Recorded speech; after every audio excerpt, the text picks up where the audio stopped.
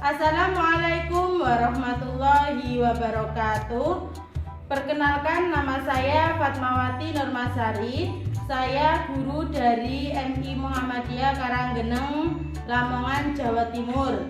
Yang sekaligus saya sebagai mahasiswa PPG Batch 3 tahun 2022 di LPTK UIN M Jamil Jambe Bukit Tinggi, Sumatera Barat. Pada kesempatan kali ini saya akan mempresentasikan hasil peer teaching saya yang kegiatannya saya lakukan secara daring. Adapun rangkaian kegiatan pembelajarannya terdiri dari RPP, bahan ajar, media pembelajaran, LKPD, instrumen penilaian. Berikut adalah video peer teaching saya.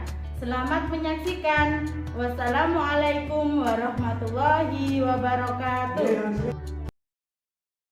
Assalamualaikum warahmatullahi wabarakatuh.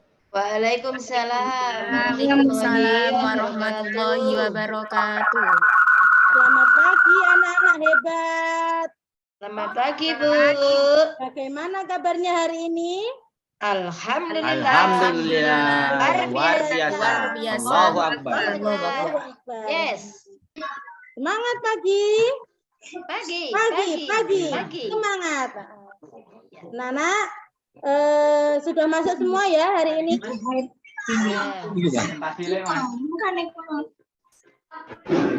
Anak-anak, ketemu lagi sama Bu Fatma pada kesempatan hari ini. Kita akan belajar tentang akidah akhlak. Nah, sebelum kita awali kegiatan belajar kita, marilah kita awali dengan berdoa, ya. Bu Guru akan menunjuk salah satu teman kalian. Coba, ayo. Share screen sama Niki. Mas Ali, coba pimpin doa sekarang untuk teman-temannya. Ya, Bu. Berdoa mulai. Amin.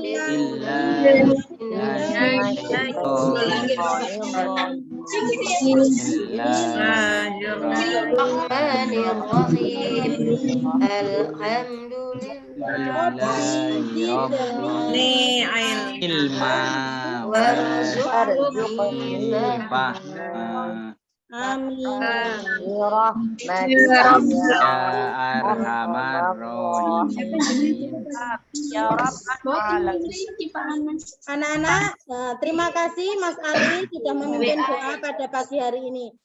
Sebelumnya, untuk apa sih anak-anak kita untuk berdoa? Supaya ilmu kita bermanfaat. Supaya ilmunya bermanfaat dan berkah. Pinter. Supaya apa yang kita pelajari dapat bermanfaat. Baik anak-anak, seperti biasa, setelah berdoa kita lakukan murojaah ya, supaya kita terbiasa membaca Al-Quran dan juga lancar hafalan-hafalan kita. Untuk kali ini Bu Guru ingin menunjuk teman kalian. Nah, ini Mbak Amina. Ayo Mbak Amina, coba dipimpin murojaahnya, bacakan surat Al-Asr. Ya, coba. Ya. Iya. Bismillahirrahmanirrahim. Oh, nek niki Wal 'asr. Innal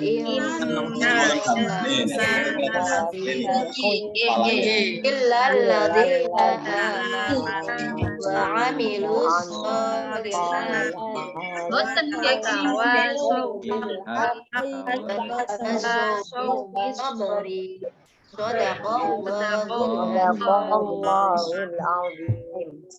Alhamdulillahirobbil alamin. Makin hari bacaan Al-Quran anak-anak semakin baik, semakin bagus. Semoga kedepannya hafalan anak-anak semakin lancar ya. Amin. Amin. Baik anak-anak, sebagai wujud kita dalam cinta tanah air, ya, sebagai wujud rasa nasionalis kita, setelah ini kita akan menyanyikan lagu-lagu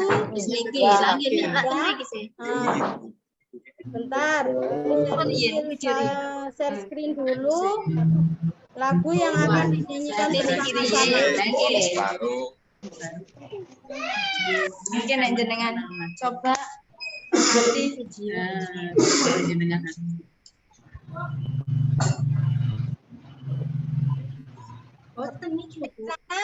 sila. Sudah muncul semuanya yang di bagian Sudah, Bu. kita akan menyanyikan bersama-sama sebagai wujud rasa nasionalis kita sebagai warga negara Indonesia. Kita akan menyanyikan lagu Halo Halo. 1, 2, 3.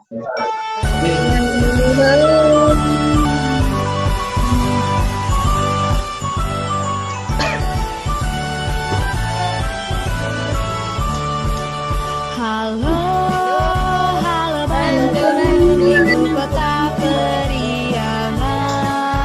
Halo, halo Bandung, kota kenang-kenangan. Untuk kita semua, anak-anak semangat sekali ya saat menyanyikan lagu tadi. Baik, anak-anak.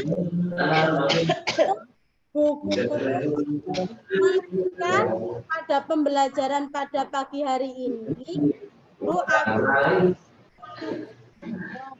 lihat yang hadir baru 13 anak, yang lainnya mana ya? Nih, Hari sakit, Bu. siapa? Hari sakit. Hari sakit, Oh, ini sakit. Oh, belum ikut sama guru ya. Lupa tadi, Bu, katanya, Bu. WA ke saya. Lupa nggak masuk. Yang lainnya? Saya juga sakit ini, Bu. Sakit hati. Semuanya Saya juga sakit hati. belum bisa bergabung untuk belajar. Semoga segera diberikan kesehatan oleh Allah. Dan Amin. ya, untuk anak-anaknya juga demikian. Semoga selalu diberikan kesehatan oleh Allah sehingga lebih lancar, lebih semangat lagi dalam belajarnya. Baik, Bu Guru sudah mengisi absensinya. Sekarang kita lanjutkan pada pembelajaran hari ini. Teguh pendirian ya. Ya, Bu. Lalu kita sudah belajar tentang teguh pendirian. Masih ingat anak-anak apa itu teguh pendirian? Masih, Bu. Masih, Bu. Ayo, coba Mbak Hendri Rohma, ayo dijelaskan apa tidak, apa itu teguh pendirian? Bahwasanya kita harus mempunyai prinsip untuk melakukan suatu kebaikan tanpa menghiraukan orang lain apabila mereka mengatakan yang tidak baik, Bu. Itu dari saya, Bu. Ya, terima kasih. Bagus sekali. Berarti tadi malam Mbak Hendri masih baca-baca bukunya lagi ya. Masih belajar lagi. Nah, coba sekarang Bu Guru minta sebutkan contoh daripada sikap teguh pendirian. Ayo, ini Mas Misbahul Munir.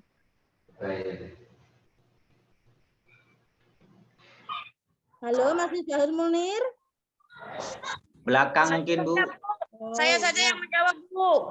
Oke, siapa yang bisa mewakili pertanyaan saya terkait contoh sikap Teguh Dermawan dalam kehidupan sehari-hari?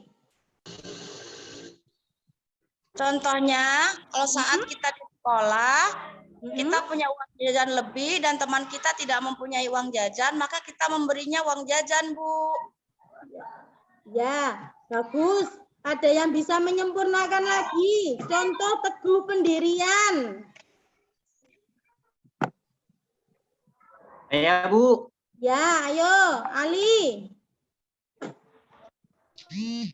Ketika kita ke sekolah, ada teman kita yang mengajak bolos, kita menolak dan tetap pergi ke sekolah, Bu.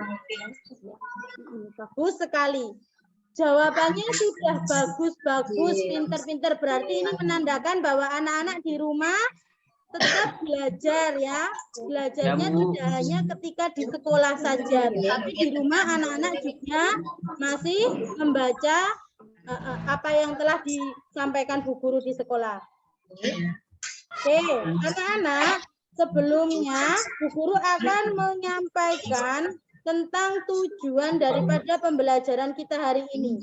Hari ini kita akan belajar tentang akhlak terpuji dermawan. Nah, dermawan. Anak-anak sudah pernah mendengar kata dermawan? Loman, Bu. Nah, apa itu dermawan? Nanti kita pelajari ya. Sekarang kita Bu Guru bacakan dulu tujuan pembelajarannya. Setelah kita belajar tentang dermawan ini nanti, anak-anak diminta atau diharapkan dapat menganalisis apa sih sikap dermawan itu. Kedua, anak-anak dapat mengkategorikan bentuk-bentuk sikap dermawan. Ketiga, anak-anak dapat mengkomunikasikan apa itu sikap dermawan. Dan tujuan yang keempat adalah anak-anak dapat menyajikan manfaat sikap dermawan. Nah, itu adalah tujuan pembelajaran yang akan kita capai pada hari ini. Langsung saja. Sudah muncul di layar Anda? Ya, Bu. Coba diamati, ada gambar apa di situ? Orang yang memberi. Orang yang memberi. Gambar yang nomor 2? Memberi nasi, memberi bungkusan, apalagi Memberi nasi pada orang tidur, Bu. Orang yang lemah, Bu. Memberi makanan kepada orang yang lemah. Nah, sekarang Bu Guru tanya, apakah anak-anak pernah melakukan hal demikian seperti halnya pada gambar yang dicontohkan Bu Guru tadi? Nah, Belum, Bu. sekarang anak-anak sudah punya gambaran apa belum? Apa sih sikap dermawan itu? Ya, yuk, siapa ini yang Orang yang suka memberi, Bu. bagus. Orang yang suka memberi. Apakah hanya memberi saja? Dengan tanpa minta balasan. Ya, pinter. Tanpa meminta balasan. Terus ada yang bisa menyempurnakan lagi? Memberi ikhlas karena Allah. Dia memberinya ikhlas karena Allah. Oke, bagus. Untuk anak-anak dapat jempol semuanya dari Bu Guru. Jawabannya sudah bagus ya. Hore. Oke. Soalnya cuma 2, Bu. Sekarang kita akan belajar apa sih dermawan itu. Nah, coba Bu Guru minta kepada Mbak Salvi untuk membacakan ini. Ayo, yang lain diam ya, didengarkan pengertiannya. Ya, Bu. Ayo Mbak Salvi. Apa, Bu Guru? Ini dibaca ini, Mbak. Ya, dermawan adalah sikap rela memberikan harta kepada orang lain yang membutuhkan dengan ikhlas tanpa mengharap imbalan atau balasan. Dermawan ini disebut juga hati. Orang yang memiliki sifat dermawan tidak akan memikirkan balasan dari orang yang dibantunya, melainkan orang yang bersifat dermawan ini hanya mengharapkan ridha semata. Begitu Bu Guru. Oke, terima kasih Mbak Salvi. Ya. Anak-anak, sikap dermawan ini adalah sikap rela memberi harta kepada orang lain yang membutuhkan dengan ikhlas. Nah, dengan ikhlas ini yang memiliki garis bawah ya. Jadi ketika anak-anak memberikan memberi orang lain, di dalam hatinya itu masih ada rasa belum ikhlas, masih ada rasa ingin dibalas, masih ada rasa ingin supaya disanjung orang, maka anak-anak ini belum bisa dikatakan dermawan ya. Dermawan ini adalah memberinya harus ikhlas tanpa ada imbalan atau harapan saya nanti akan dibalas oleh orang yang telah saya berikan. Nah, dermawan juga disebut sebagai murah hati. Ya, orang yang memiliki sifat dermawan tidak akan memikirkan balasan dari orang yang dibantunya, melainkan hanya mengharapkan ridho. Nah, Bu kan sama-sama mengharapkan, tapi beda. Di sini mengharapkannya hanya balasan dari Allah. Lanjut ya. Ya. Berikutnya adalah ciri-ciri orang dermawan. Nah, ciri-ciri orang dermawan itu seperti apa sih, Bu? Saya ini juga suka memberi. Apakah saya juga disebut orang yang dermawan? Nah, kita lihat ciri-cirinya. Yang pertama, rela berkorban untuk sesama. Ini ketika kita pengen atau kita ini memiliki sifat dermawan atau disebut orang yang dermawan, yang pertama adalah rela berkorban untuk sesama. Nah, sekarang sudahkah kalian semua memiliki ciri-ciri tersebut? Yes or no? Yes or no? No, belum. Yes. Oh, no. Bagus. No. Ya. Bagus sekali. Anak-anak sudah terbiasa memberi ya. Sudah terbiasa memberi. Berikutnya adalah adab dalam berderma atau bersedekah. Adab itu ketentuan. Jadi kita itu harus mengikuti ketentuan bersedekah atau derma tadi ya. Yang pertama adalah merahasiakannya. Berikutnya adalah hikmah daripada sifat dermawan. Yang pertama akan dilipat gandakan rezekinya oleh Allah. Kedua akan dicintai oleh Allah dan Rasul-Nya. Ketiga dapat membantu meringankan beban orang lain. Keempat, menghilangkan kesenjangan sosial. Kelima, dijauhkan dari kesulitan dan mendapat kemudahan. Nah, ini ya yang sangat diharapkan oleh banyak orang, yaitu mendapatkan keberkahan dalam kehidupan. Kita sudah mengharapkan ridhonya hanya kepada Allah. Kemudian yang didapatkan adalah apa? Keberkahan dalam hidupnya. Ya. Itu adalah hikmah daripada sifat-sifat dermawan. Ya, Bu. Yuk, ucapkan bersama-sama yuk. Ayo, bersama-sama. 1, 2, 3. Yuk, sedekah biar berkah. Sedekah biar berkah. Jadi besok lagi ketika ada misalkan ada pengemis yang datang ke rumah, masihkah anak-anak menolaknya? Tidak, Bu. Anak-anak harus memberinya ya. Berarti orang itu benar-benar membutuhkan ya.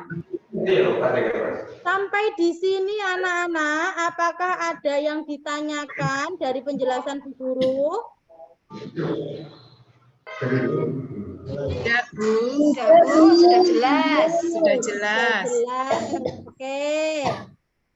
Nah, kalau sudah jelas berarti sekarang Bu Guru akan memberikan tugas kepada anak-anak. Tugasnya adalah apa? Tugasnya adalah mengamati video, ya, mengamati video. Kemudian nanti dengarkan. Tugasnya adalah ini. Sudah muncul? Nah, ini. Ya, Bu. Setelah anak-anak mengamati video, anak-anak akan dijadikan dua kelompok oleh Bu Guru. Yang pertama kelompok laki-laki, yang kedua kelompok perempuan. Nah, tugas nomor 1, bersama dengan kelompokmu, tentukan sikap teladan apa yang dicontohkan dari kisah Nabi Ibrahim. Berarti dari video yang Bu Guru tayangkan setelah ini. Untuk kelompok nomor 2, mengerjakan tugas nomor 2. Bersama dengan kelompokmu, tentukan contoh sikap dermawan yang diberikan Nabi Ibrahim kepada Allah. Ya. Tugas yang ketiga itu bagaimana, Bu? Tugas yang ketiga ini dilakukan bersama-sama. Jadi kelompok 1 juga mengerjakan tugas nomor 3, kelompok 2 juga mengerjakan tugas nomor 3. Sampai di sini bisa difahami anak-anak? Bisa difahami anak-anak? Ya, bisa, Bu. Ya, oke. Sekarang Bu Guru tampilkan videonya dulu.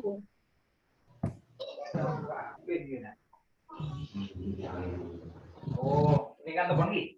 Ini kawan.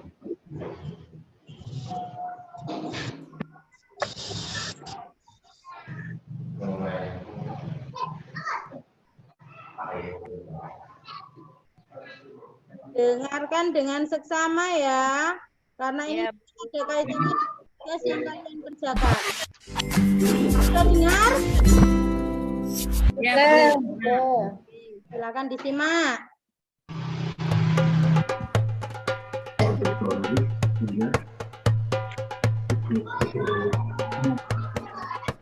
Nabi Ibrahim mempunyai 2 istri. Istri pertama bernama Sarah dan istri kedua bernama Hajar. Sarah melahirkan seorang anak laki-laki yang dinamakan Ishak, dan Hajar melahirkan anak laki-laki juga yang bernama Ismail. Sarah merasa kurang senang hidup bersama Hajar. Berkali-kali ia meminta kepada suaminya agar Hajar dan anaknya dipindahkan ke tempat lain. Akan tetapi, Nabi Ibrahim tidak segera menurutinya. Barulah setelah menerima perintah dari Allah, Nabi Ibrahim mengajak Hajar dan Ismail pindah ke Mekah. Ismail yang masih menyusu pada waktu itu terpaksa harus mengikuti kedua orang tuanya menempuh perjalanan yang begitu jauh dan melelahkan. Hajar dan Ismail ditempatkan di daerah padang pasir yang tandus, sunyi, dan terik matahari yang menyengat kulit. Tak ada seorang pun di sana kecuali mereka berdua. Setelah beberapa tahun Nabi Ibrahim alaihissalam meninggalkan anak dan istrinya itu, ia pun merasa rindu. Beberapa kali ia mengirim utusan untuk melihat keadaan anak dan istrinya itu. Dan ketika utusannya mengatakan bahwa anak dan istrinya dalam keadaan yang baik-baik saja, Nabi Ibrahim pun merasa lega. Ternyata kehidupan istri dan anaknya itu diberi serba kecukupan oleh Allah Subhanahu wa Ta'ala. Hajar dan Ismail dianggap sebagai pemilik dan pemimpin di Mekah, karena mereka berdualah yang pertama kali menetap dan bertempat tinggal di sana. Demikianlah Nabi Ibrahim tidak dapat menahan kerinduannya. Ia pun berangkat ke Mekah dan bertemu dengan Hajar dan Ismail di Padang Arafah. anak dan istrinya itu sedang menggembalakan hewan ternak yang cukup banyak. Dalam perjalanan pulang ke Mekah, setelah menggembalakan ternak, mereka beristirahat di Musdalifah karena kelelahan dan akhirnya tertidur. Dalam tidurnya yang sebentar itu, Nabi Ibrahim alaihissalam mendapat wahyu melalui mimpinya. Ia diperintahkan oleh Allah untuk menyembelih Ismail. Anak kesayangannya itu harus dikurbankan sebagai bukti patuhnya Nabi Ibrahim terhadap Tuhannya. Seketika itu juga, Nabi Ibrahim terkejut dan berdebar-debar. Tampak begitu beratnya ujian kali ini. Ia pun akhirnya menguatkan hati demi rasa cintanya yang lebih besar kepada Allah Subhanahu wa Ta'ala. Ia juga pada akhirnya memberitahukan mimpi itu kepada Ismail. "Wahai anakku Ismail, dalam mimpi aku diperintahkan oleh Allah untuk menyerahkanmu sebagai kurban, dan aku harus menyembelihmu. Bagaimana pendapatmu, wahai anakku?" Kata Nabi Ibrahim. Ismail pun menjawab, "Wahai ayah, sekiranya itu perintah Allah, maka laksanakanlah apa yang telah diperintahkannya kepadamu.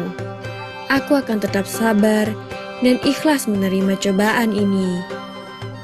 Dikisahkan iblis berusaha merintangi perintah Allah kepada Nabi Ibrahim. Berkali-kali iblis membujuk Nabi Ibrahim agar tidak melaksanakan perintah itu. Namun Nabi Ibrahim tetap melaksanakan perintah Allah, dan godaan iblis yang begitu dahsyatnya tak akan mampu meruntuhkan ketaatan Nabi Ibrahim kepada Allah. Nabi Ibrahim membawa Ismail ke atas bukit. Di sana, Ismail mengenakan kain penutup mata, dan pedang tajam pun sudah dipersiapkan. Ketika pedang itu sudah berada di leher Ismail, tiba-tiba tubuh Ismail pun diganti dengan seekor kambing yang gemuk oleh malaikat Jibril. Dengan demikian, selamatlah Ismail dari penyembelihan. Allah Subhanahu wa Ta'ala berfirman kepada Nabi Ibrahim, "Hai Ibrahim, kau sudah melaksanakan perintahku dengan ikhlas. Sebagai gantinya, aku berikan binatang ternak untuk disembelih. Ini adalah cobaan besar bagimu." Peristiwa itu terjadi pada tanggal 10 Dzulhijjah di Mina, dan sampai sekarang dirayakan seluruh umat muslim sebagai hari raya Idul Adha. Dan umat Islam yang melaksanakan ibadah haji juga dapat melakukan kurban di Mina sebagai penghormatan atas Nabi Ibrahim alaihissalam. Demikian kisah Nabi. Bagus videonya, Bu. Sudah? Sudah, Bu. Sudah diamati tadi ditayangkan Bu Guru? Sudah, Bu. Ya, oke. Silahkan anak-anak berdiskusi melalui WA-nya masing-masing. Untuk anak-anak yang putri, silahkan berdiskusi dengan teman-temannya yang putri. Untuk anak-anak yang laki-laki, silahkan dengan temannya yang laki-laki. Akan Bu Guru share lagi tugasnya tadi. Ya, bentar. Sudah muncul? Belum. Sudah. Oke, berarti tugas setiap kelompok ada berapa? Ada 5, Bu. Ada 2. Yang kelompok 1 mengerjakan perintah nomor 1 dan nomor 3. Untuk yang kelompok 2 mengerjakan nomor 2 dan nomor 3. Waktu Bu Guru 10 menit, maka gunakan waktu itu sebaik mungkin. Ya. Kemudian nanti perwakilan dari kalian untuk mempresentasikan. Silakan. Siap-siap, Bu.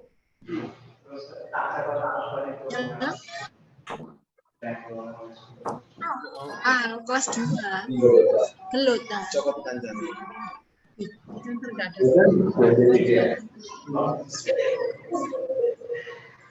Oke, waktu selesai. Sekarang Bu Guru akan meminta kepada perwakilan kelompok dari kelompok 1 dan kelompok 2 ya. Nah, siapa dulu yang mau mempresentasikan? Kelompok berapa? Laki-laki apa perempuan? Laki-laki dulu. Oke. Di sini yang laki-laki ada Mas Mistari, ada Mas Ali, ada Mas Misbahul Munir, ada Mas Abdul Rahman. Ayo, siapa yang mau mempresentasikan hasil diskusinya?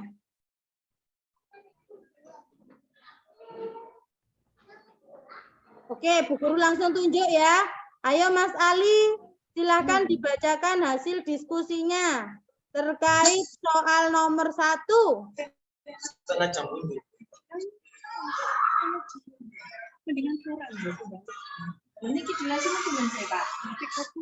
Masih mute itu Bu. Mas Ali itu masih di mute. Hasil Ya, diskusi yang dari kelompok laki-laki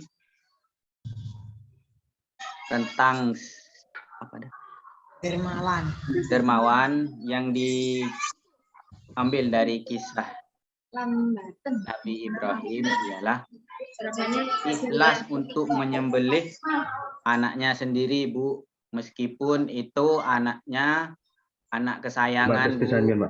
Tapi Nabi Ibrahim lebih mementingkan perintah Allah daripada rasa cintanya kepada anaknya, Bu.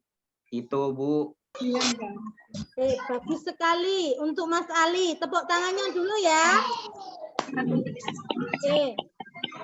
Mas Ali telah mengemukakan hasil diskusinya dengan baik, dengan bagus. Sekarang giliran kelompok 2. Kelompok 2, ayo silakan. Mau diwakili oleh siapa? Saya, Bu. Nah, silakan. Ayo Mbak Nafisa. Saya perwakilan dari kelompok 2 mau mempresentasikan hasil diskusi kami, yaitu tentang contoh sikap dermawan yang diberikan Nabi Ibrahim kepada Allah. Dari video yang kami amati tadi, Bu, itu Nabi Ibrahim mencontohkan bahwa beliau berderma mengikhlaskan putra tercintanya untuk dikorbankan. Itu termasuk sikap dermawan yang dicontohkan oleh Nabi Ibrahim alaihissalam. Ada tambahan lagi, Bu, sikap dermawan Nabi Ibrahim alaihissalam juga dicontohkan ketika ada beliau makan, itu tidak pernah sendirian. Beliau juga mengajak saudara, teman, tetangga, ataupun orang yang lewat. Seperti itu, Bu. Oke, terima kasih Mbak Nafifah, luar biasa. Tepuk tangan untuk kelompok putri. Dari pemaparan hasil diskusi anak-anak tadi, baik kelompok laki-laki maupun kelompok perempuan, ternyata anak-anak sudah memahami ya, sudah paham ya. Seperti apa sih dermawan itu ya. Sekarang tugas berikutnya anak-anak mengerjakan LKPD. Nah, LKPD-nya sudah share di grup kelas tadi malam. Apakah anak-anak sudah mencetaknya? Sudah, Bu. Ya, bagus. Nah, mana Bu yang harus dikerjakan? Nah, ini pada lembar kerja siswa ini anak-anak silakan mengerjakan LKPD-nya. Ya. Nah, dikerjakan LKPD-nya. Kemudian nanti dikasih batas waktu sama Bu Guru, maksimal hari ini harus dikumpulkan. Lewat apa, Bu? Lewat Google Form. Google Form-nya linknya akan dikirimkan Bu Guru setelah ini ya. Nah, mengingat waktu kita sudah habis, maka tugasnya cukup dikerjakan di rumah, dijawab dengan benar, ya, dijawab dengan benar, dan ingat jangan sampai melewati batas yang ditentukan. Nanti kalau sudah melewati batas yang ditentukan, maka anak-anak tidak akan dinilai tugasnya sama Bu Guru, ya. Ya, Bu. Ya, Bu. Ini ya, ini contohnya Jaringan mati, Bu. kerja yang harus dikerjakan oleh anak-anak, ya. Nah, yang belum ngeprint atau belum mencetak lembar LKPD-nya bisa dicetak dulu, kemudian nanti digunakan untuk belajar. Ya, Bu. Ini mau perjalanan ke fotokopi, Bu. Ya, bagus. Nah, tadi malam Bu Guru sudah pesan kepada wali muridnya, kepada ayah bundanya, supaya untuk mencetakkan lembar LKPD untuk anak-anak belajar hari ini. Baik, Maaf, Bu. Ibu semalam sudah ketiduran, Bu. Jadi lupa. Ya. Oke, baik anak-anak. Sampai sini, apakah masih ada yang belum difahami dari penjelasan Bu Guru? Bagaimana? Saya mengerjakannya hanya soalnya mau memfotokopi jauh, Bu. Oh iya, nanti bisa dilihat saja filenya. Kalau seperti itu, anak-anak masih ada yang dipertanyakan dari materi Ada, Bu. dermawan ini? Saya sudah ada, Bu. Sudah, Bu. Mbak Musliha, ayo, masih ada yang ditanyakan? Tanya, Bu. Pada waktu kapan Nabi Ibrahim menyembelih anaknya? Ya. Kapan tadi Nabi Ibrahim mendapatkan mimpi, ya, mendapatkan wahyu dari Allah berupa mimpi yang disuruh untuk menyembelih putranya, yaitu Nabi Ismail. Itu adalah bertepatan pada tanggal 10 Dzulhijjah yang biasanya kita peringati dengan hari raya apa, Nak? Idul Adha. Nah, perintah dermawan ini ada silsilahnya, ada sejarahnya. Mengapa kita disuruh untuk berdermawan? Ya, karena perintah Allah. Salah satunya seperti tadi Nabi Ibrahim yang mendapatkan perintah untuk menyembelih Nabi Ismail, ya. Ya, Bu. Mudah kan, ya? Tidak mudah kan? Ada orang tua kemudian mendapatkan perintah seperti itu, kan tidak mudah. Hanya orang-orang pilihan, yaitu Nabi Ibrahim yang dapat melewati cobaan itu. Ada lagi yang ditanyakan, Nak? Ya, Bu. Kalau sudah, berarti kita akan menyimpulkan kegiatan kita pada pagi hari ini. Yo, apa saja yang dapat kita simpulkan dari pembelajaran tentang dermawan? Yang pertama. Suaranya error, Bu Guru. Suaranya kayak robot. Suaranya slow motion. Suaranya tidak jelas, Bu. Baik. Sudah jelas? Sudah jelas? Suaranya slow motion, Bu. Sudah, Bu. Sudah, Bu. Sudah jelas? Bermasalah. Ya, Bu. Oke, baik. Kita simpulkan bersama-sama kegiatan kita pada pagi hari ini tentang dermawan. Yang pertama, apa? Apa itu dermawan? Dermawan memberikan sebagian harta kepada orang lain yang bukan secara ikhlas tanpa mengharap adanya imbalan, Bu. Bagus. Yang kedua, sebutkan, ayo ciri-cirinya ada apa saja? Ciri-ciri dermawan apa saja? Ciri-cirinya rela berkorban untuk menolong orang lain, Bu. Ya. Menyayangi sesama manusia tanpa Orang lain. Berikutnya, selalu kalau menggunakan manfaatnya hartanya apa untuk kebaikan, manfaatnya? Bu. Kalau manfaatnya apa manfaatnya? Keberkahan dari Allah. Rezekinya akan dilimpahkan oleh Allah, Bu. Pintar. Dicintai oleh Allah dan Rasulnya. Iya. Meringankan beban orang lain, Bu. Dijauhkan dari kesulitan dan mendapatkan kemudahan. Pintar. Baik anak-anak, sudah sangat tahu ya, sudah paham.